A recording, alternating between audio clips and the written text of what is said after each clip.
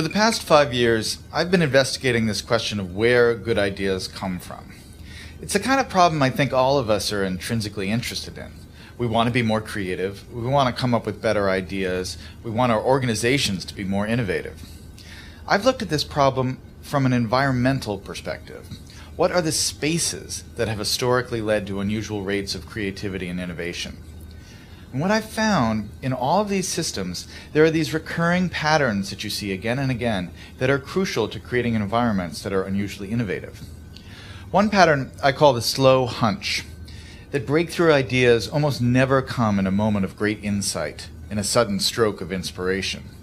Most important ideas take a long time to evolve, and they spend a long time dormant in the background.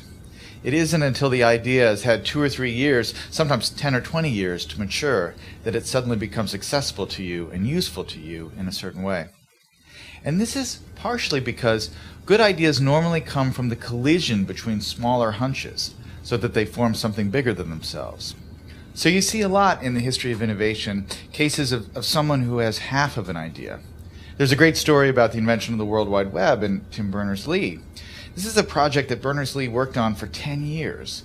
But when he started, he didn't have a full vision for this new medium he was going to invent. He started working on one project as a side project to help him organize his own data. He scrapped that after a couple years, and he started working on another thing. And only after about 10 years did the full vision of the World Wide Web come into being. That is, more often than not, how ideas happen.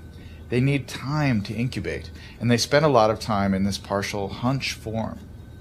The other thing that's important when you think about ideas this way is that when ideas take form in this hunch state, they need to collide with other hunches. Oftentimes, the thing that turns a hunch into a real breakthrough is another hunch that's lurking in somebody else's mind. And you have to figure out a way to create systems that allow those hunches to come together and turn into something bigger than the sum of their parts. That's why, for instance, the coffee house in the age of the Enlightenment, or the Parisian salons of modernism, were such engines of creativity, because they created a space where ideas could mingle and swap and create new forms. When you look at the problem of innovation from this perspective, it sheds a lot of important light on the debate we've been having recently about what the internet is doing to our brains. Are we getting overwhelmed with an always connected, multitasking lifestyle? And is that going to lead to less sophisticated thoughts as we move away from the slower, deeper, contemplative state of reading, for instance? Obviously, I'm a big fan of reading, but I think it's important to remember that the great driver of scientific innovation and technological innovation has been the historic increase in connectivity and our ability to reach out and exchange ideas with other people, and to borrow other people's hunches and combine them with our hunches and turn them into something new. That really has, I think, been, more than anything else, the primary engine of creativity and innovation over the last 600 or 700 years. And so yes, it's true we're more distracted.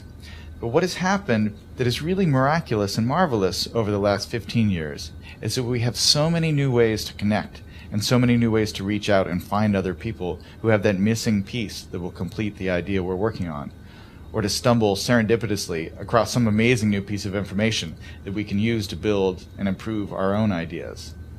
That's the real lesson of where good ideas come from, that chance favors the connected mind.